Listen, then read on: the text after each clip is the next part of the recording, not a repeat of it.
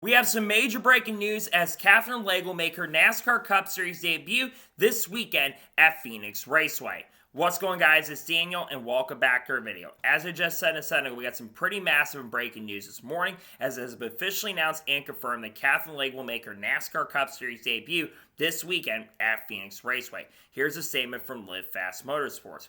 We're thrilled to announce that Katherine Legge will be driving the number 78 drop light Chevy Camaro this weekend in Phoenix. This will be Katherine's debut in the NASCAR Cup Series. About earlier in the week, and I believe it was on Saturday or Friday, there was a teaser post that went out on her Instagram story on Friday afternoon that she was looking to potentially make her NASCAR Cup Series debut at some point in the season. And I thought it would be a little bit farther into the year, maybe at the Coca-Cola 600, because I do think there's a chance, a possibility, that she would be trying to go ahead and do the double where she runs the Indy 500 and the Coca-Cola 600, and Fast Motorsports, I believe, had that race on their schedule for 2025.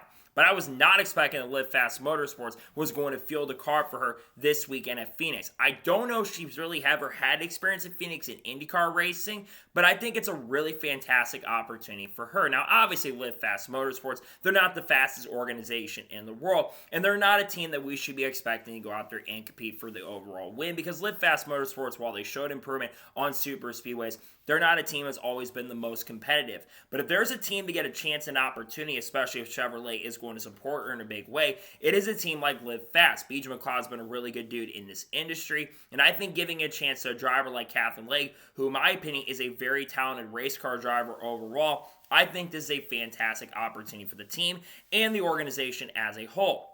Now, what are the expectations of Katherine Legge in her debut?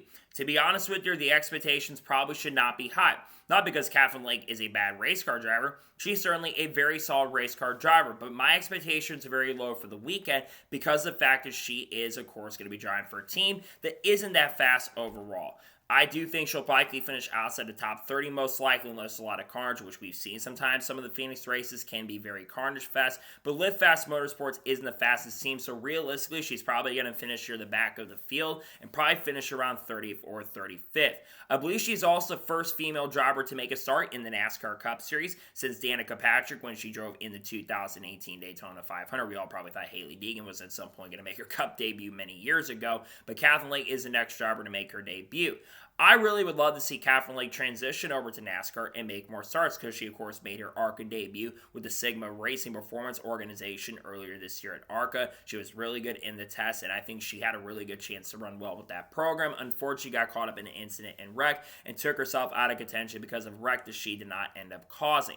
But I think realistically, she's going to finish in the back of the field. Now, I would not be surprised or shocked down the road if this is not her only scheduled start in the NASCAR Cup Series this year. Like I mentioned in the video that you probably saw earlier today, I would not rule out the possibility of her making some starts in the Cup Series of Fast Motorsports down the road.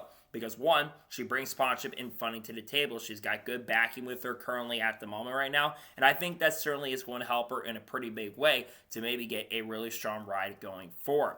I don't think she'll ever end up like a team like Hendrick Motorsports or Gibbs or anything like that. But I think getting an opportunity with a smaller team like Fast Motorsports to really get her foot in there is really, really huge. We all know about some of the accomplishments that Katherine Legge has had. I think she's won some races in IMSA, I'm pretty sure. I think she's won an IMSA championship, if I'm not mistaken. She's also been very competitive at IndyCar in the past. She was the fastest female to qualify in the Indianapolis 500, and she was able to make the last couple of years, and generally is a driver who, in my opinion, is one of the best female drivers in motorsports history, and probably one of the best female drivers we've seen over the course of the last 2 to 3 decades. She's better than people like Hailie Deegan. She's better than people like Simona Di Silvestro, and I rate her very highly as a driver, and I respect what she's been able to accomplish as a driver over the course of the last couple of years.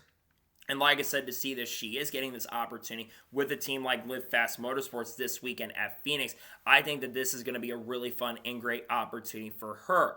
Again, realistically, though, like I already mentioned and said, I'm not expecting her to be a massive threat or contender this weekend because of the fact she isn't in the fast equipment in the world. But she's going to be competing against some of the best drivers in the world. People like Shane Van Gisbergen, Bubba Wallace, Kyle Larson, Kyle Busch ran really well at COTA. Christopher Bell has gone back-to-back the last couple of weeks. William Byron, who's a championship contender week on week. Tyler Reddick, who has been really good at Phoenix in the past and has had some good runs at this track. Chase Briscoe, who's been really good at Phoenix and is in a better organization and could be one of the biggest threats to win this weekend. I think about other drivers who feel like Ross Chastain and Daniel Suarez. I think about drivers, other guys like Austin Dillon perhaps who have a chance, and Eric Jones and all those people. And other people like John Hunter Nemechek, and of course Bubba Wallace. I think there's a lot of great drivers in the field like Brad Keselowski, Ryan Preece, and Chris Buescher too, who all are very, very talented and are all capable of being up front as well.